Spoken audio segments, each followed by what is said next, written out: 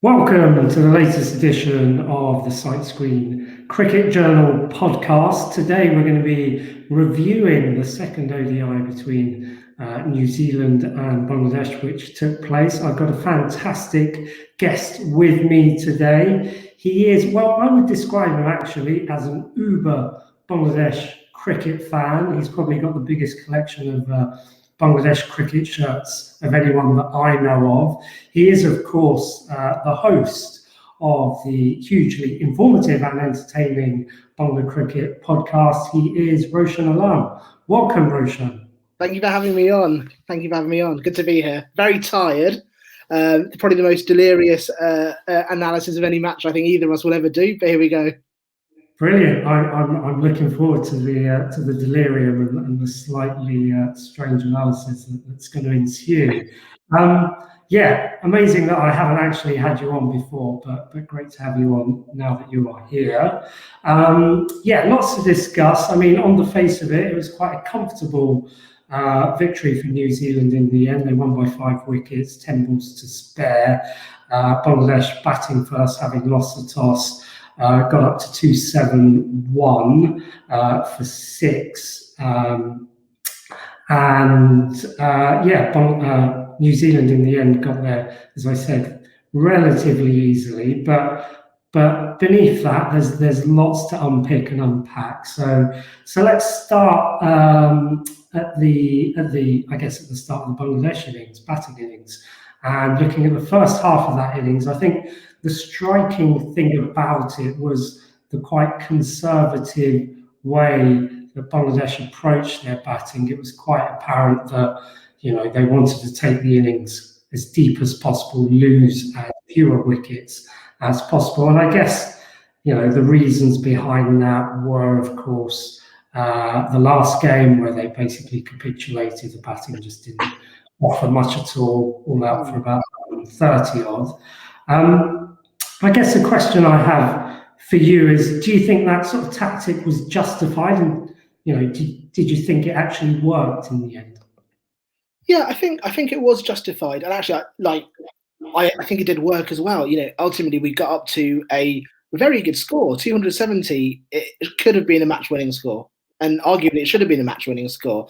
I think off the back of the first match where our batting completely crumbled, and there was a lot of criticism, but also Tamim Iqbal was very, very quick to say, we've got no excuse. We've played in these conditions before.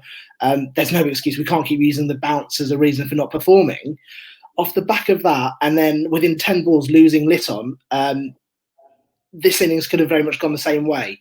And I think the boys handled it well. I think that about 4 or 5 years ago, I remember reading a lot of sort of articles around how Tamim had developed into this player who had to play for the situation. And I think to do the opposite of what happened in the first game, I think that conservative approach, seeing off the new ball, getting used to the kind of the pitch and the bounce and the pace, and bedding in and having wickets in hand, I think was the right way to go about it. And I think at the sort of 30 over stage, where we still had, I think it was like sort of 7 or 8 wickets in hand, felt like we were in a good position going into the sort of a match-winning target.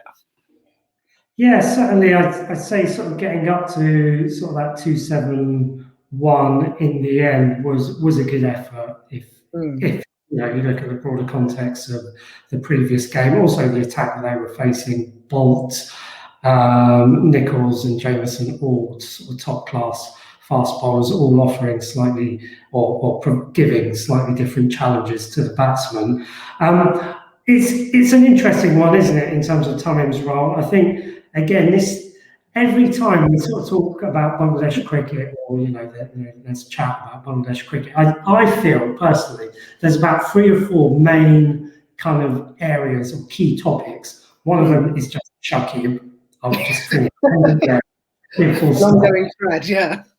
Exactly. The other one seems to be, captaincy. Who should be the captain of the Test team? Who should be the captain of the one-day team? And the other sort of enduring debate or narrative, I suppose, of recent times has been Tamim and his kind of role in the team. And yeah, you're right. He's definitely sort of taken on this anchor role. I've written about it. I kind of picked up on it, I think, probably around 12 months ago during that Pakistan the Pakistan tour that was a bit interrupted in the end and didn't actually finish. But I remember in one of the T20s during that series, I picked up on the fact that he was definitely playing that sort of anchor role. And yeah, I think you're right. If you look at the context of things, losing an early wicket, it certainly makes sense to try and take things deep. I think the times when I kind of struggle with the approach sometimes, and I guess other critics do as well, is when the approach becomes a bit too rigid, i.e. when, you've scored maybe, I don't know, 4 or 5 runs off the first 3 balls of the over, and yet, in your own mind, you think, well, that's good enough. Yeah. Exactly. Let's just bat out the over. And for me, that it's more about intent, really, and kind of showing positive intent and trying to maximise every scoring opportunity that you can. So yeah, definitely sort of 2 sides to the story. I guess having sort of got into the 70s, eventually being run out on 78 with that strike rate of 72. And he got out in the 31st over. Bangladesh were 133 for free when he got out. So at that stage, having got out, fortunately that the innings that Mithun played was absolutely fantastic and kind of transformed the whole innings. But on another day, that kind of situation could have backfired, I guess. Yeah, I think what's sort of become one of the sort of good things about Bangladesh at the moment is that they are playing situational cricket. And actually, I think what happened quite beautifully was that Mithun took on the baton from Tamim. Now, Tamim went out at, for me, what is, people always talk about the 30th over, whatever you're on, double it. And so I genuinely believe Tamim's game plan was to carry the entire innings and carry us back through. And obviously, you have a game plan, but you also have an opposition who are trying to disrupt that. And so, yeah, his strike rate when he went out, not that impressive, but he went out at the point of the game where I believe he would have clicked through the gears. And had he been there till the 40th over, the 45th over, I think we'd be looking at a significantly healthier percentage. And his numbers and Mithun's really do contrast, but I think that's because they were playing as a team. And Mithun, sort of, when he came in, he saw where in the game he was. It was sort of, in the 30s. He saw where the score was, and he knew what job he had to do. And so, sorry, hang on a second. And so I think he sort of understood what the job was, and collectively as a team, it's very easy to sort of go, well, Tamim didn't do well, Mithun did. But as Bangladesh, to get up to 271, having set a foundation, having protected their wickets, and then gone for it in the last sort of 10, 15 overs, I'd be hard-pressed to criticise, if I'm honest. Yeah, I definitely agree. It was a real kind of combined team performance, I'd say, to get them up to that score. I guess just the last thing on the whole Tamim debate, I guess, is what colours or what kind of skews people's thinking a little bit is because, we've all seen Tamim for like the first, 10 years of his career, and we know exactly what he's capable of, and we know, the freedom with which he can bat, and I think that does kind of play on people's minds a lot, and that certainly skews the debate, shall we say. But moving on from that then, and you did just mention it there, in terms of Mohammed Mithun's knock, I thought it was hugely impressive, and as you say, hugely vitally timed, the acceleration that he played with. He was unbeaten on 73, came from 57 balls, and I thought by far and away the most fluent batting of anyone in that innings. What was your kind of appraisal of it? Yeah, 100%. I think he's probably one of the most underrated players in the team. There's always seems to be amongst fan groups some debate about whether he should be included or not. And I think that's slightly harsh and slightly unwarranted, particularly in New Zealand, where I think the last time he was out, he scored 2 half centuries in 2019. So actually, here's a guy who can clearly play the conditions seemingly quite comfortably, and actually that makes him a very kind of useful asset to have in the middle order. And I think that his performance today, particularly, hopefully will give the selectors a bit of confidence of going, actually, we do have a kind of a middle order there that we can use when we're missing a big name like Shakib. I mean, I could go on for days and days about the number 3 position, but to have Mithun come in after Mushfiq and Raheem and someone to cement the gap between Raheem and Mahmudullah was really impressive. And actually, I genuinely believe he's actually an extremely underrated player because he looks so solid out there, and he really played well in the game, but also, like I said, took the baton on from Tamim and the situation the team were in and where they needed to get to. Yeah, definitely. I mean, I was hugely impressed with his innings. I mean, I hadn't seen him play as well as that. I mean, it was his highest score in ODIs. I've never. I mean, I've always, I guess, maybe slightly unfairly viewed him as a bit of a, a stopgap kind of player, someone who's generally never really in the team for more than sort of 2-3 games. At a time. And I was kind of right, I wrote about this earlier. I guess my perception of him has always been he's kind of one of these in-between players. So he's not quite that golden generation. He's not, that Keep Tamim Mushfiq kind of generation. And then he's not really part of the sort of younger set of players in their sort of early 20s, if you like, who are coming through. He's kind of somewhere in the middle, whereas he's 30 and he's been around a little while, but not really sort of stamped his authority on the team as such. So I've always sort of seen him as a slightly, maybe even a misfit. So as you were saying, I was really, really kind of happy to see him and glad to see him play so well. Yeah, absolutely. And I think, Bangladesh are going to rely on players like him because in terms of the pipeline, we had this golden generation of your Tamims, your Shakibs, and then we've got this kind of newer, younger batch coming through.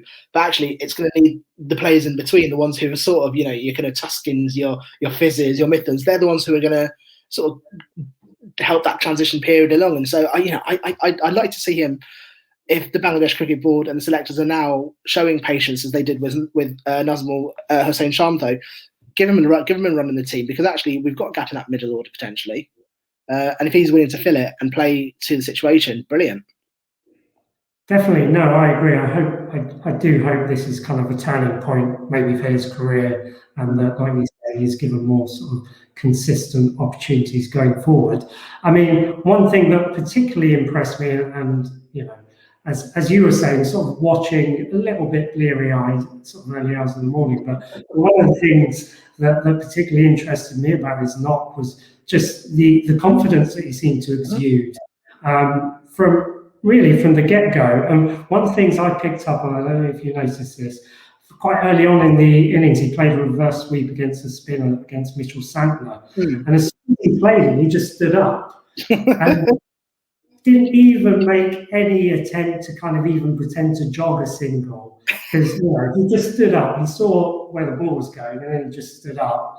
And, he knew it was 4. And it was interesting. When I firstly, when I was watching that, maybe sort of half asleep, I was thinking, well, that's a bit of not the most professional kind of thing to do, even if it's going for a 4, you should just kind of run just in case it doesn't, for whatever reason. But but then actually what I realised was that it was just an exhibition of his confidence, really. It's just illustrative of just how not only confident, but how focused he was. You could kind of see from all the shots that he was playing, from the control as well, that he showed, particularly off, the quicker bowls. He wasn't daunted by people like by Bolt or any of the other quicks. He was kind of taking them on a little bit, which again was fantastic to see. And his teamwork was brilliant as well. He was the backbone of the innings for me. A big partnership with Mushfiq, a big partnership with Mahmudullah. He scored more runs than both of those in those partnerships. He yet still rotated the strike. He batted with the tail. I was just so impressed by him. I think where Bangladesh were often criticised for not winning regularly abroad, I think he could be the answer for that middle order. Because I think at times we question about who falls in the slots around those big players, or even who will replace those big players. And on the basis of today, and obviously sort of cautioning myself not to get too carried away, because as we know with the Bangladesh cricket team, you're only a couple of performances away from being dropped. But on the evidence of today, we saw a really mature performance of the player who took risks and did so with confidence, like you say. And that, for me, was extremely impressive. And I think will have silenced a lot of his doubters. He was certainly a big plus for Bangladesh today. So moving on then, as we said, Bangladesh got up to 271 in that batting innings, setting New Zealand not an inconsiderable 272 for victory. So early stages of that New Zealand batting innings, they actually lost a couple of quick wickets, and they were actually 3 down for 53 runs after the 11th over. So I felt kind of throughout that sort of first 20, even 30 overs of the New Zealand innings, they never really properly got away from Bangladesh in terms of, their scoring rate was always kind of there or thereabouts. They were always kind of just above the asking rate, but they never massively got away. But I think really the whole innings and I think the whole game kind of hinged on, well, I think 3 overs of that New Zealand innings. So overs 36, 37, 38. I described it earlier when I wrote about it as 15 minutes of madness. I'm going to start on the 36th over, so it was Tuskin Ahmed who was bowling, who I thought bowled reasonably well, a little bit erratic in his first spell, but still he was bowling with decent pace and a good amount of aggression as well, I thought. So first ball of that 36th over, slants a nice ball across Nisham, who basically prods at it, edges behind. You'd think 90 times, maybe even 95 times out of 100, Mushafiq would take that catch. He did have to dive slightly to his left, I think it was. Fairly low, but I mean, even then, I think, that really is, for someone like him who's been around for so long, really was a regulation catch. But as we know, he spilled it. And then, as we all know, the very next over, Mehdi Hassan, who as well had bowled really well in his first spell. Bowling against the captain, Latham, who basically just chips one back to him, a dolly of a catch, and again, he drops it as well. So really, those two absolute sitters, absolute dollies seem to,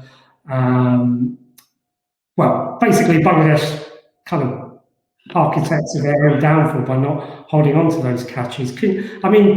Firstly, how surprised were you by seeing those drops? And then secondly, can you think of any plausible reason for two such simple catches to go down in such quick succession?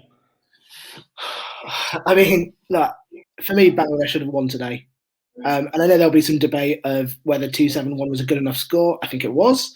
And I think when you lose a game with 10 balls remaining, people will always say, oh, you're 10-20 short. But actually, that's just the nature of the game. I think New Zealand obviously played to the target. And Bangladesh have got themselves in a very, very good situation. The openers got themselves, like you say, 55 for 3 at one point. And then the spinners came on and really choked that run rate. At one point, I think it just lofted over, the required rate was just over 6.5. And so New Zealand were on the back foot. And obviously that captain's innings from Tom Latham sort of brought them back. But I mean, the Mushfiq catch, the moment it happened, I started seeing tweets about how he'd done similar against New Zealand and Williamson and stuff. And I think that's quite harsh to sort of try. And I think Mushfiq is a professional scapegoat for Bangladesh fans. And everyone will go, well, there's the game. And I think that's slightly unfair, because players are going to make mistakes. My only concern, my thoughts were, like you say, it was a regulation catch. That's the sort of catch you probably practice in training 100, 200 times in your career. And secondly, I wonder how well-oiled he is. We've seen a lot of matches where he hasn't kept wicket, and Tom Darcy has. And so I was very curious when he was behind the stumps in this way.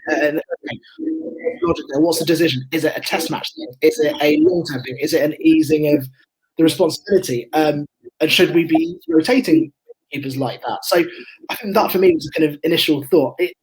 Mushfiq will know more than anyone else. He should have caught that. So I wouldn't pin the game on him. Drop catches happen in matches, and he should have taken it. Absolutely. I'm more angry about what followed, if I'm honest. The drop catch, that was hit straight back at Mahady, and I think there was also one around mid-wicket, which is probably slightly more difficult catch. But regardless, I think if as a team you're starting to switch off, nothing should wake you all up than seeing one of your teammates dropping a catch. And as soon as that Mushfiq catch had been dropped, all the other fielding blunders that followed, there was a fumble on the boundary. I think someone, tumbled over and let it for 4. That for me is unacceptable. You are professional sports people.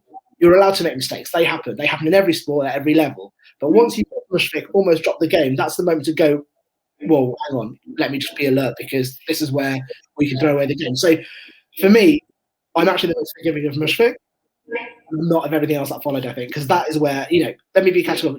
We should have won today, and we dropped literally the game in those 3 overs, and that's where it turned. And once we'd done that, there was very little time, and New Zealand just sort of eased home quite quickly, and it was a case of just running down the runs to see how long it took them to win, as whether they would win.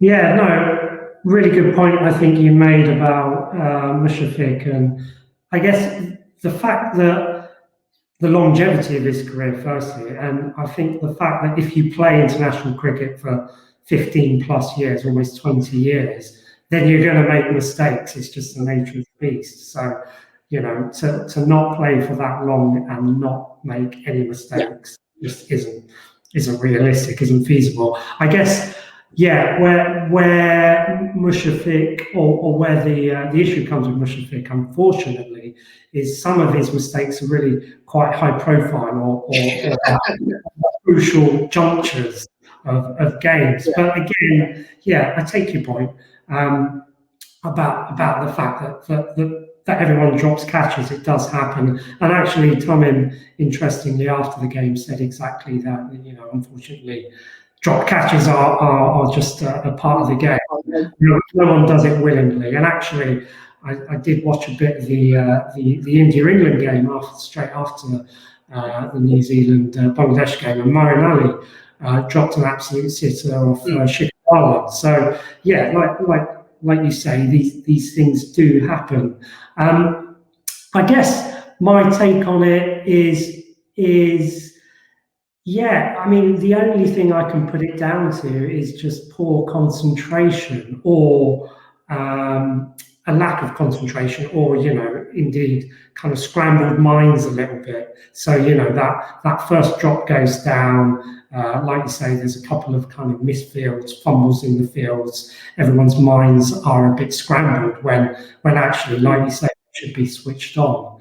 It was a hugely disappointing kind of turning point, I suppose, in the game, because actually at that point New Zealand still had, at the start of the 36 over, they still had 101 runs still to get, and obviously with both, if both of those catches had been taken, Nisham and Latham back in the pavilion, then that would have been a very tall order indeed, with only 4 wickets remaining, and then. Just to finish that sort of 15 minutes of madness off, the 38th over, which again Tuskin came on to bowl, I did feel quite sorry for him at this point, because he'd obviously had that drop the over before. I think the first ball of his 38th over went for 4 leg byes, and then he conceded sort of 3 fours immediately after that. One of them a horrendous misfield. I can't remember who the fielder was. Someone on the boundary kind of misjudged it. Tumbled over themselves, didn't they? Yeah. Ended up kind of hitting him on the shin and kind of skewing away to the boundary. So that over, I think, went for something like 18 or 19 runs, and really did kind of seal Bangladesh's fate, I felt. But I guess you can't really conclude a review without just touching on New Zealand's performance and really the standout performance from their captain Latham, wicketkeeper batsman, his excellent unbeaten 110 not out. One thing again that I picked up on, I'd seen him bat a little bit, obviously in the World Cup last year, but one thing that kind of amused me a little bit, it was a couple of times the camera really kind of zoomed in on his face, just as he was facing up to to play a ball. It almost looked like he'd have a smirk on his face. This kind of grin would kind of spread across his face. I think it's just his way of concentrating, but it was really quite amusing and quite unusual to sort of see. But maybe it was just kind of symptomatic of just how calm and how at ease he was at the crease, because certainly that innings, apart from the drop catch, it seemed to be really commanding a real kind of captain's knock leading from the front. Yeah, he was playing the innings Tamim Iqbal wanted to play. He came in at 55 for 3. He faced a very tough spell of bowling from the Bangladeshis. I think when we had Mahedi and Mahedi in tandem for a while, he saw the required run rate go to 6.5, and nearly, just over 6.5, almost 7 at one point. But he played the perfect captain's innings, and it's hard not to be pleased for him. He's a stand-in captain. I know there've been some conversations around, New Zealand's middle order not being that great. He held it together, and he did what I think Tamim had intended to do, and saw the game home in a very sort of, actually, I think calm's the word, and that's synonymous with, I guess, New Zealand as a cricket team. Even when Williamson is playing, they're so calm about it and so friendly about it. You can't help but be happy for them. And yeah, he was gifted a reprieve with the drop catches, but he moved on. But even when they were fielding, the handling over I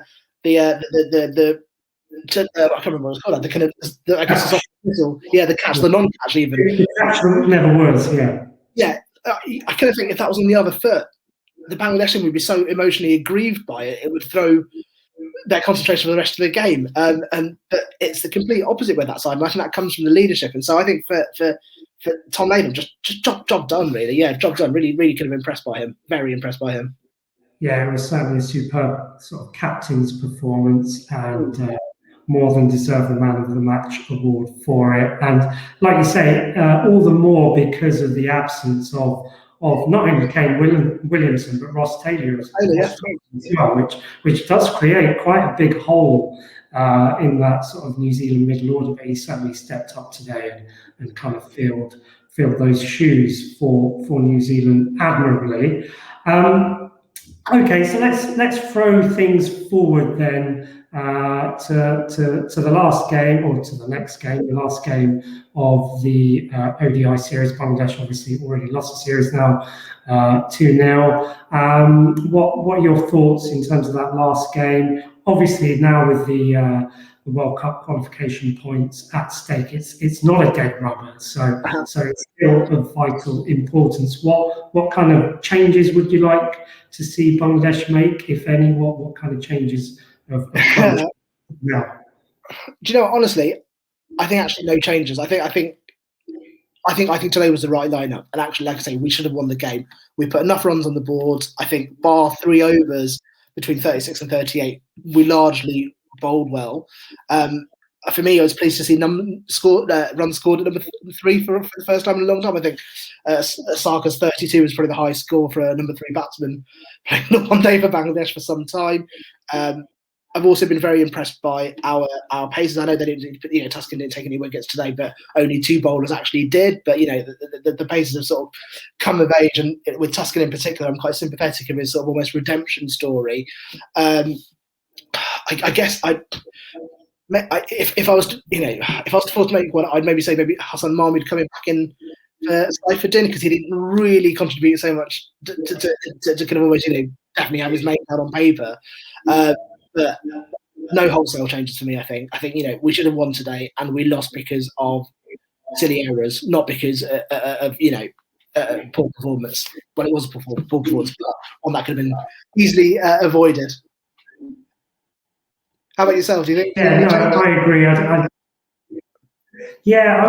wouldn't like to see any sort of wholesale changes, like you say. I guess slightly concerning, Liton Das hasn't had the best time of it recently, although I'm a huge fan and admirer of his, so I wouldn't jettison him just yet, although undoubtedly there probably will be lots of people sort of calling for exactly that. The other thing that was slightly concerning, I saw Mustafiz limping off towards the end of the game. I'm hoping he's injury free. I know he has had his sort of injury issues in the past, but fingers crossed that he comes out of it okay. I guess like you, I think for that next game, there are certainly a couple of things that they can improve on and certainly learn from, I think. And I'd like to see a little bit more intent, I'd say, with the batting up front and trying to, not necessarily settle for a kind of reasonable, decent path, but try to aspire to that sort of 300 plus kind of total, even if they don't sort of necessarily get there. But yeah, great having you on, Roshan, because one of the things I always like is you're so positive most of the time about English cricket, whereas I'm probably more glass half empty. So it's always great sort of talking to you to get that kind of different perspective on things. It's all going to be fine, isn't it? Well, Roshan, it's been fantastic having you on, and I'm sure we're going to be talking again before the end of this series, and no doubt in the not too distant future. Thanks again. No, thank you very much for having me on, and I look forward to another sort of sleepless night as we watch Bangladesh go for their first win in New Zealand. Great, can't wait for that, and thanks everyone for watching, and see you next time. Bye for now.